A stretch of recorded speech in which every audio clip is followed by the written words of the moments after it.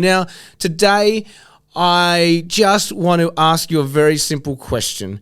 Have you ever seen a time traveling film? Because I bet you have, because we've all seen Back to the Future. But what is the number one rule when you go back in time?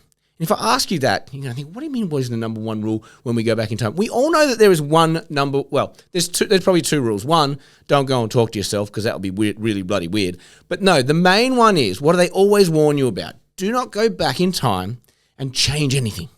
Don't go back in time and bet on the lottery. Don't go back in time, meet yourself. Don't go back in time and meet family. Don't do anything. Why? Because they always warn us that the smallest, most incremental shift in that timeline will send us on another course, right? You may not be born if you kick a stone incorrectly. You may not be born if you sneeze on a train and someone hears it and then all of a sudden their attention is drawn to you and not that way. That is the fundamental rule of time travel.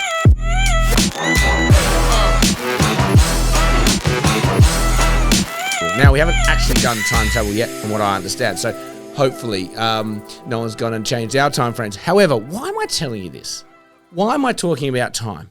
Because there is a fundamental flaw in that logic, because too many people, if you come into the present now, too many people that I hear about, speak about through other podcasts, through people you meet, whatever, there's this attitude of, it's only a small thing, it won't matter. It's only a small thing, it won't matter. I would take the logic of time travel. And if we go back in time and we can change one little thing and it can change the entire course of history, why can't we do one little thing today that will change our entire course of history? Let that sink in. Why do we warn people about making a tiny change or making a tiny little impact in the past? We warn people that that's going to fuck everything up today. And what I mean by fuck it up, just change it. Good, bad, the other. Why don't we take that logic to today and say, I can make one tiny change today. One. And it could actually course correct me for the rest of my life. It could actually better my life, infinitely better. It's a whole butterfly effect, right? Butterfly flaps its wings. It turns into a small ripple on a pond. That small ripple turns to blah, blah, blah. And it gets, before you know it, there's a tsunami. I don't know how logical that is, but I love this time travel analogy.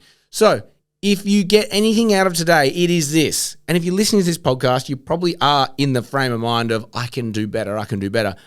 One tiny change today, 1 tiny % better today than yesterday is going to change your future. It is going to better you. Your course will be better if you are focusing on taking tiny little incremental steps every single day. Let that sink in, okay? Don't dismiss the small wins. Don't dismiss the small shifts in what you do. Don't dismiss, creating a tiny little better habit, a tiny little efficiency at your desk, a tiny little upskill moment. Don't discount them. They all add up. They all add up to a better outcome for you, okay? I love this analogy, and that's what I want you guys to get out of it today. So with that in mind, it is Monday, okay? It is Monday. We haven't done this for a while. I really want you to plan your desks for a week of success. We're going to do two things. One, we're going to talk about the deals on our desk at the moment. Two, then we're going to, how do we weave in this whole 1% better every day? So first of all, grab a pen, grab a paper. Let's just start at the top of your pipeline and work backwards from there. What do you have to invoice? What do you have to invoice today? Money is king.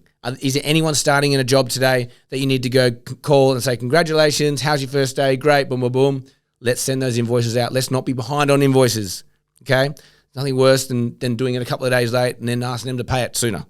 So let's get our invoices out. The second thing is anything in pending, anything there that you're hoping to get a signature on today, anything in your pipeline today where you're hoping to get a contract out or an offer out on. They're all in our pendings.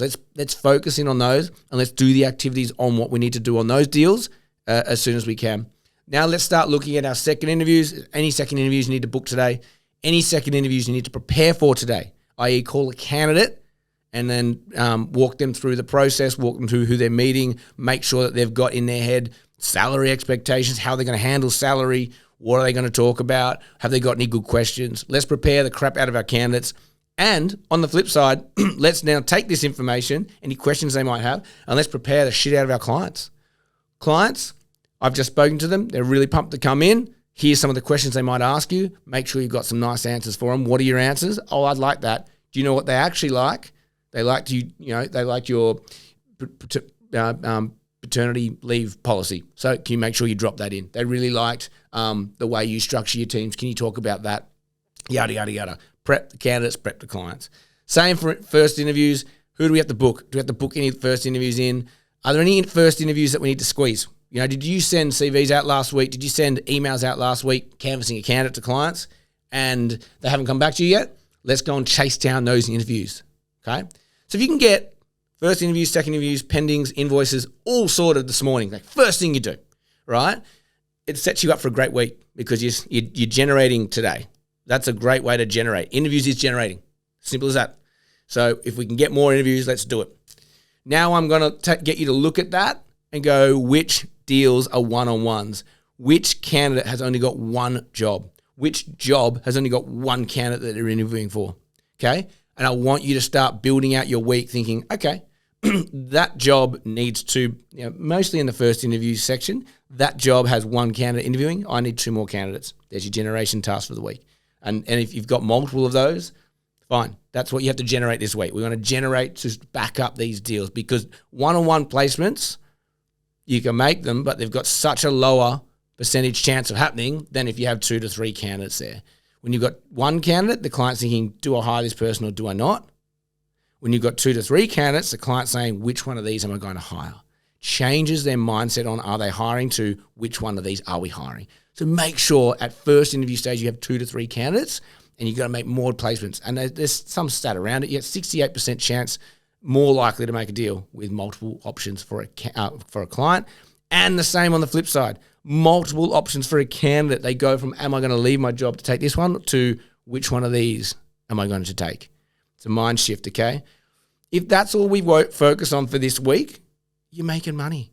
If you've got nothing on the go, you've got nothing there, that we've just gone through this whole exercise, you're thinking, I've got donuts, I've got nothing. Fine. We're starting again. Let's go. Where are your jobs? Let's go and chase those people down. Which 2 projects are you going to get done this week? Which 2 jobs are you going to resource for this week? Keep your life simple. The more simple you can keep it, the more effective you'll be and the more results you'll actually get. Less is actually more, in my view, a lot of the time. Perfect. Now bring it back to the time traveler. We're going to, what's that tiny change you can implement today? What's that tiny thing you can do today that will make a better outcome for you at your desk, at your life? What is that one thing, right? And it can be as tiny as not eating a biscuit at supper. It could be as simple as, I know that 4 coffees is terrible for me. I'm only going to have 3 today. That's positive. That is useful because you're not having these crashes later in the day. You're not getting jittery. You're going to have a better night's sleep and then you're going to be better tomorrow. See? So think of one tiny thing that you could do that it could improve your tomorrow, okay? Maybe it's sending 10 more emails out that you normally do because you want to generate a bit more. Maybe it's, maybe it's making a couple of extra phone calls today than you normally would. Just 1 to 2 more. Let's just do some tiny changes today that will make an impact tomorrow. And we keep doing that. We keep doing that. And we keep doing that. Before you know it, boom, we're doing way better. That's all I have time for you today. If you've got anything out of today's episode, please like, share, subscribe. Really helps us grow. As always, have an amazing day and may all your deals come true.